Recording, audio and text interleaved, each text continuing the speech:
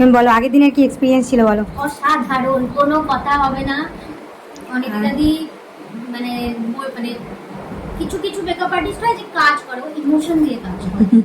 Thank you so much. ও নিজের ভেবে কাজ করে, ও নিজের বোনের বা নিজের জন্য কোনো কিছু কাজ করছে। তো আমার কোনো ডাউট থাকে না, আমি কিছু বলি দিদিকে, দিদি তুমি যেটা ভালো বোঝো করো।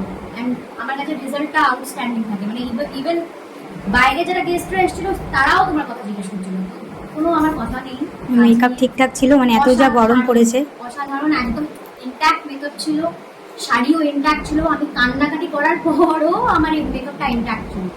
তো নো ডাউটস, নো ডাউটস। তুমি আজকে কিরকম লুক চাও বলো?